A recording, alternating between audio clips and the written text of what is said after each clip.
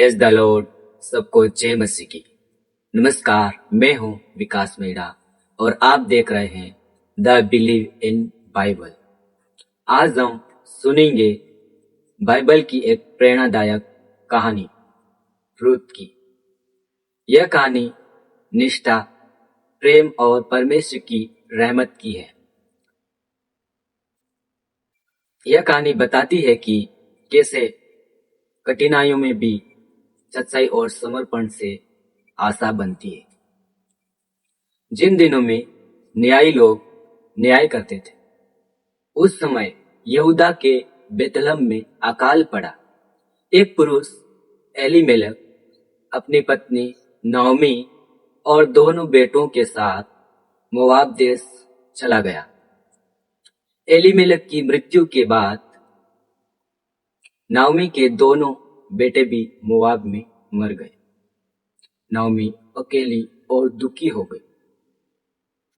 Naomi अपने घर वापस बेतलहम लौटने लगी।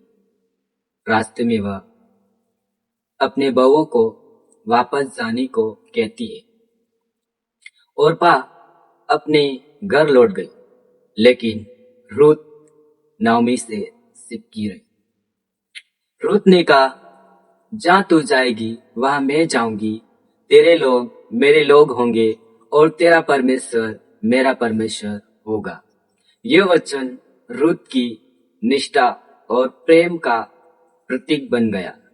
रूथ ने नाओमी के साथ बेतलहम लौटने का निर्णय लिया। बेतलहम पहुंचने पर रूथ ने जीवन यापन के लिए खेतों में अनाज बीनना शुरू किया। वह बोअज के खेत में गई, जो नाओमी के परिवार का धनी और सम्मानित व्यक्ति था। बोअज ने रूथ की मेहनत और ईमानदारी को देखा और उसकी मदद की। उसने कहा कि रूथ को सुरक्षित और सम्मान के साथ अनाज बीनने दिया जाए। रूथ और नाओमी को बोअज की उदारता और प्रेम का अनुभव होता है। यह दिखाता है कि परमेश्वर अपने लोगों की भलाई करता है। नाओमी रूथ को सलाह देती है कि वह खलिहान में बोअज से मदद मांगे। रूथ नम्रता से बोअज के पास जाती है और अपनी आशा प्रकट करती है।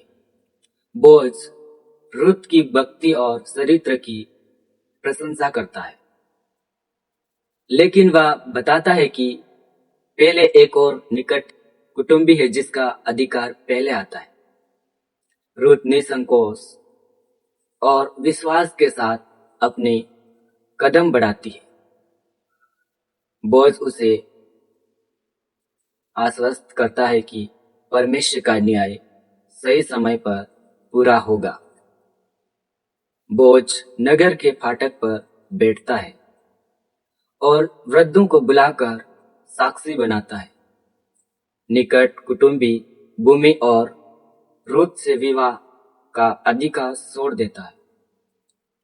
बोअज रूथ से विवाह करता है और उनका पुत्र ओबेद होता है।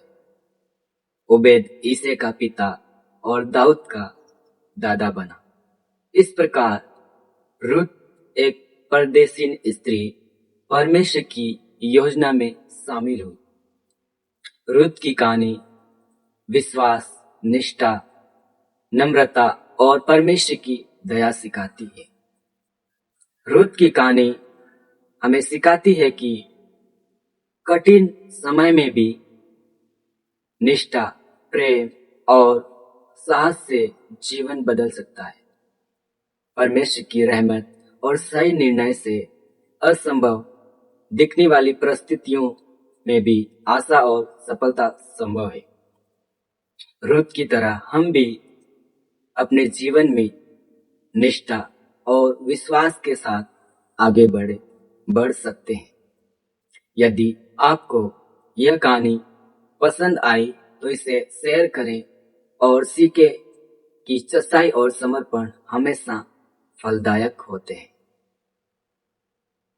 God bless you all. सबको जय मसीह की। आमीन।